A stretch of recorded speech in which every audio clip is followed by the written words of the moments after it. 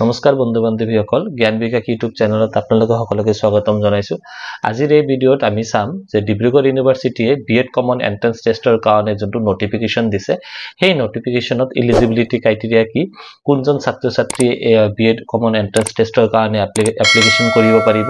বা এপ্লাই কৰিব পাৰিব লগতে কিমান তাৰিখৰ পৰা কিমান তাৰিখলৈ এপ্লিকেশনৰ ডেটটো আছে আৰু পৰীক্ষাটো কেতিয়া হ'ব তাৰ উপৰিও আজিৰ এই ভিডিঅ'ত আমি চাম যে কি সিলেবাসত কি ইম্পৰ্টেন্ট অন্তৰ্ভুক্ত হৈ আছে লগতে ডিব্ৰুগড় ইউনিভাৰ্চিটিৰ আন্ডাৰত কেইখন কলেজ চলি আছে তাৰ মাজত প্ৰাইভেট কেইটা আছে আৰু গভৰ্ণমেন্ট কেইটা আছে সেই আৰু কিমান সিট ক্যাপাসিটি আছে তাৰ ওপৰতে আমি চাম তো ইয়াতে এই নোটিফিকেশনটো 29 এপ্ৰিল 2024 ত ওলাইছে আৰু according to this notification Dibrugarh ইউনিভাৰ্চিটিয়ে কৈছে যে কমন এন্ট্ৰেন্স টেষ্ট যোনটো হ'ব হেতু হ'ব কিমান 13 জুলাইত হ'ব 13 জুলাই স্যাটাৰডে এই কমন টেষ্টটো কন্ডাক্ট কৰিব কিমান তাৰিখত ইয়াৰ পৰা আমি গম পাইছো এক্সাম ডেটটো আমাৰ কিমান হৈ গল এক্সাম ডেটটো আছে আমাৰ 13 জুলাই ঠিক আছে 13 জুলাই 2024 আৰু ডে আছে স্যাটাৰডে তো এলিজিবিলিটি ক্ৰাইটেৰিয়া যোনটো দিছে এলিজিবিলিটি ক্ৰাইটেৰিয়া মতে কৈছে যে ক্যান্ডিডেটৰ কি হ'ব লাগিব 50% মাৰ্ক এগ্ৰিগেট থাকিব লাগিব ঠিক আছে এভাৰেজ মাৰ্ক কিমান থাকিব লাগিব এগ্ৰিগেট মাৰ্ক 50% থাকিব লাগিব ব্যাচেলাৰ ডিগ্ৰী আৰ্টছ হওক কমাৰ্চ হওক বা সায়েন্স হওক নতুবা কি থাকিব লাগিব মাস্টাৰ ডিগ্ৰী যিকোনো ষ্ট্ৰীমৰ পৰা মাস্টাৰ ডিগ্ৰী নকৰক কিয় 50% মাৰ্ক এটো কম্পালসৰিলি থাকিব লাগিব Next what কৈছে যে candidate securing 50% mark or more in honors or major subject but less than the 50% mark in the equivalent তাৰ মানে কৈছে যে ইয়াতে সিম্পল ইখিনি কথা উল্লেখটো হল যে যদি আপোনাৰ মেজৰ সাবজেক্ট বিলাকত 50% মাৰ্ক আছে কিন্তু আপোনাৰ পাস সাৰ্টিফিকেট পাস সাবজেক্ট বিলাকত মানে যোনটো নন মেজৰ সাৰ্টিফিকেট তাতে 50% মাৰ্কৰ কম আছে আৰু এভাৰেজত আপোনাৰ ওভাৰঅল মাৰ্কশিটটো 50% যদি কম থাকে আপুনি কি কৰিব বিএড এক্সামৰ কাৰণে আপনি এলিজিবল নহয় এন্ট্ৰেন্স টেষ্টৰ কাৰণে আপনি এলিজিবল নহয় তাৰ ওপৰতে কৈছে যে candidate must clear BEd common entrance test conducted by the Dibrugarh university for the academic session আৰু কৈছে যে এডমিশনৰ কাৰণে কি কৰিব লাগিব ইখিনি এই কমন এডমিশন টেষ্টটো কি কৰিব লাগিব ক্লিয়াৰ কৰিব লাগিব তাৰ পিছত ইয়াতে ৰিজাৰ্ভেশন যোনটো আমাৰ গভৰ্ণমেন্টৰ যোনটো ৰিজাৰ্ভেশন পলিসি আছে according to সেই ৰিজাৰ্ভেশন পলিসিটো ফলো কৰিব relaxation 5% relaxation দিছে মাৰ্কৰ ওপৰত আৰু কৈছে এটো কাৰ কাৰণে আছে SC ST OBC MOBC আৰু PWD Next what কৈছে having the minimum of 5 বছৰৰ কি আছে teaching experience in the school at least 10 standard by the board of secondary আৰু কৈছে candidate can avail the benefit of relaxation mark only in any of the following above categories তাৰ মানে কৈছে যদি এই ক্যাটাগৰি ওয়াইজ থাকিলে আপনি ৰিল্যাক্সেশন পাব নতুবা আপোনাৰ কি আছে 5 বছৰ টিচিং এক্সপেৰিয়েন্স থাকিব লাগিব ৰিকগনাইজড স্কুলত ঠিক আছে আপ টু 10 স্ট্যান্ডাৰ্ড লৈকে পঢ়াৰ আপোনাৰ যদি সাৰ্টিফিকেটটো পায় আৰু এপ্লিকেশন প্ৰসিডিউৰটো ইয়াতে কৈছে আপোনালোকে কেনে কি দৰে এপ্লিকেশন কৰিব পাৰিব তো ইয়াতে কৈছে যে এপ্লিকেশন বিলাক অনলাইনতে হ'ব কোনো অফলাইন মোড নাই গোটেইলি অনলাইন মোডত হ'ব আৰু কৈছে যে registration for submission of application এটো টাইপটো চাব ফাৰ্স্ট মেৰ পৰা আৰম্ভ হৈছে ইতিমধ্যে আৰম্ভ হৈ গৈছে ফাৰ্স্ট মেৰ পৰা আৰম্ভ হৈ পেলাই কিমান তাৰিখ লৈকে আছে 30 মে লৈকে এই অনলাইন এপ্লিকেশনটো চলিব তো এটো আমি কম চাইছো যে গোটেই মে মাহৰ 1 তাৰিখৰ পৰা আৰম্ভ কৰি মে মাহৰ 30 তাৰিখ লৈকে আমাৰ এই অনলাইন এপ্লিকেশন সাইটটো খোলা থাকিব অনলাইন এপ্লিকেশন কৰাৰ কাৰণে ইয়াতে আপোনালোকৰ ওয়েবসাইটটো দিয়া আছে www.dibru.ac.in এটো সাইটত গৈ পেলাই প্ৰথমতে আপোনালোকৰ যোনটো মানে প্ৰফাইলটো আছে আপোনালোকৰ প্ৰফাইলটো ৰেজিস্টাৰ কৰি ল'ব লাগিব আৰু ৰেজিষ্ট্ৰেচন কৰাৰ পিছতহে আপোনালোকে কি কৰিব পাৰিব এপ্লাই কৰিব candidate needs to fill up the form তাতে আপোনাৰ ফৰ্মটো লাব আৰু স্টেপ বাই স্টেপ ফৰ্মটো ফিল আপ কৰিব লাগিব আৰু ইয়াতে কিমান টকা দিব লাগিব 950 रुपीस 950 টকা এপ্লিকেশন ফিস এটা দিব লাগিব তাৰ পিছত কৈছে যেতিয়া এডমিট কাৰ্ডটো লাব take a print out of admitted card bring the same examination hall on the date of the test for verification আৰু কৈছে যে যোনদিনা পৰীক্ষা হ'ব তাৰ আগতীয়াকৈ যোনটো যেতিয়া এডমিট কাৰ্ডটো দিব এই এডমিট কাৰ্ডটো লৈ এক্সাম হলত যাবলৈ দিছে ইয়াতে আৰু কৈছে যে এক্সাম সেন্টাৰবোৰ ক'ত আছে এক্সাম সেন্টাৰবোৰ ইয়াতে দিয়া আছে ডিব্ৰুগড় সেন্টাৰ দিয়া আছে Dibrugarh centre to centre code 1 ডিব্ৰুগড়ত আছে যোৰহাট আছে গোলাঘাট লক্ষীপুৰ ধেমাজি তিনচুকীয়া ঢাকুখানা আৰু শিৱসাগৰ এইকেইটা আমাৰ সেন্টাৰ আছে আন্ডাৰ ডিব্ৰুগড় ইউনিভাৰ্চিটিৰ আন্ডাৰত আৰু ইয়াতে কৈছে যে ডকুমেন্ট এপ্লিকেশন লগত কি আপলোড কৰিব লাগিব এটা পাসপোৰ্ট সাইজ ৰিসেন্ট ফটোগ্ৰাফ আৰু সিগনেচাৰ অফ দা ক্যান্ডিডেট মানে হোয়াইট পেপাৰত এটা সহি কৰিব লাগিব ব্ল্যাক ইংকে দি আৰু লগতে পাসপোৰ্ট সাইজ ফটো এটো আপলোড কৰিব লাগিব তো ইম্পৰ্টেন্ট পইণ্ট বিলাক কি আছে অনলাইন এপ্লিকেশন কেতিয়াৰ পৰা আৰম্ভ হ'ব 1 মেৰ পৰা কিমান তাৰিখ লৈকে চলিব 30 মেলৈকে চলিব কমন টেষ্টটো হ'ব 13 জুলাই আৰু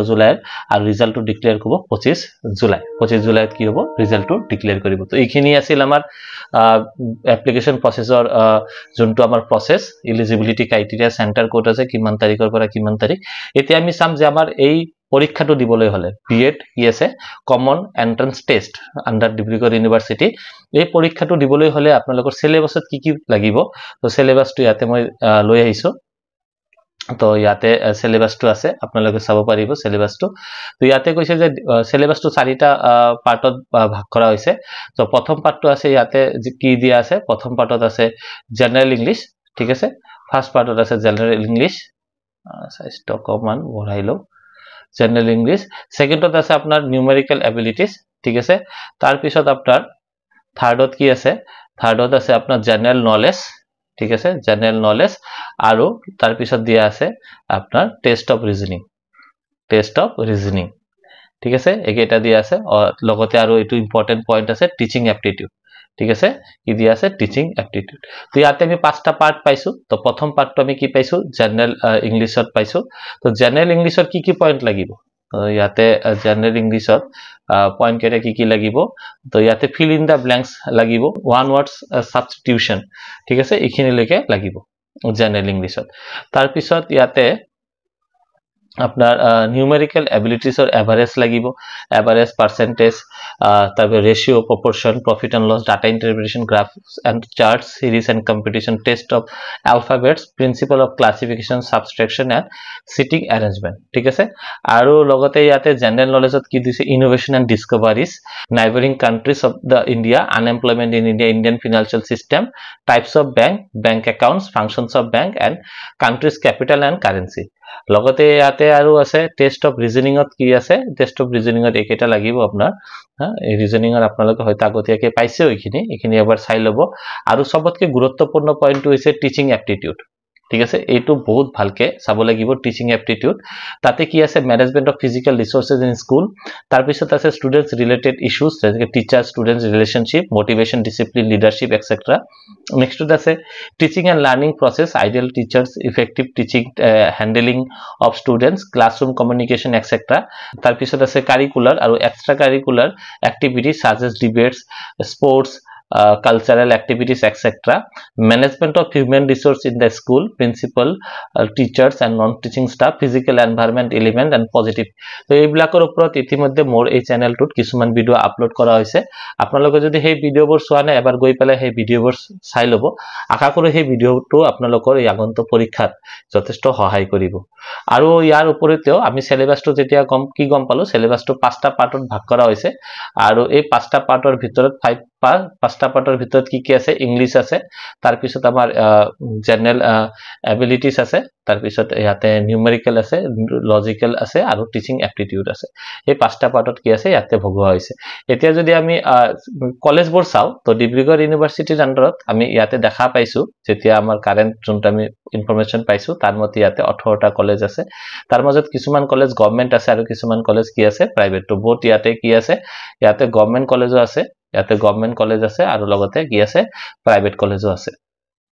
তো ইয়াতে কলেজ কেটা আছে department of education Dibrugarh university government post graduate training college Jorhat Lakhimpur PGT college Lakhimpur তো এই কেটা দিয়া আছে 18টা কলেজ আছে আপোনালোকে চাব আৰু ইয়াতে কিছুমান কলেজৰ ইনফৰমেশনটো আছে যেনেকৈ গভৰ্নমেন্ট কলেজৰ ভিতৰত কিবা আছে institute of advance studies in education Jorhat BEd 50টা সিট আছে তাৰ পিছত ইয়া আছে গোলাঘাটত এটা কলেজ আছে college of teachers education Golaghat তাতে 50 সিট আছে Dibrugarh department of education Dibrugarh ইউনিভাৰ্সিটিত ইয়াতে ডিব্ৰুগড় ইউনিভাৰ্সিটিতে আছে 100 সিট আছে Dhemaji post graduate training college আছে তাতে 100 সিট আছে তাৰ পিছত দিয়া আছে Bihpuria post graduate training college তাতে 60 সিট আছে ঠিক আছে এইকেটা কলেজ মই ইয়াতে দিছো হয়তো মোৰ এই তথ্যবোৰত কিছুমান ইফাল হ'ব পাৰে সিট বঢ়াব পাৰে বা কিছুমান কলেজে সিট কমাব পাৰে তো আমি এই ভিডিওত কি গম পালো আমি ভিডিওত গম পালো যে ডিব্ৰুগড় ইউনিভাৰ্সিটিত কিমান তাৰিখৰ পৰা কিমান তাৰিখ অনলাইন এপ্লিকেশন বল একসেপ্ট কৰিব কিমান টকা লাগিব কোনটো ওয়েবসাইটৰ জৰিয়তে আমি কৰিম কি ডকুমেন্ট আমাৰ আপলোড কৰিব লাগিব আৰু আমাৰ এই পৰীক্ষাটো পাস কৰাৰ কাৰণে কি সিলেবাসৰ কি বস্তু চাব লাগিব আৰু আমাৰ কোনবোৰ কলেজত আমি পাস কৰাৰ পিছত এপ্লাই কৰিম তো অহা ভিডিঅ'বোৰৰ ভিতৰত যিমান সোনকালে আমি ইনফৰমেশনটো পাও আমি গুৱাহাটী ইউনিভাৰ্চিটি নটিফিকেশন পোৱাৰ লগে লগে আমি এইটো চেনেলৰ জৰিয়তে আপোনালোকক জনাম আৰু আমি যিমানখিনি পাৰো আপোনালোকক সহায় কৰিবলৈ চেষ্টা কৰিম আজিৰ কাৰণে এইখিনিতে সামৰণি মাৰিলো থ্যাংক ইউ ধন্যবাদ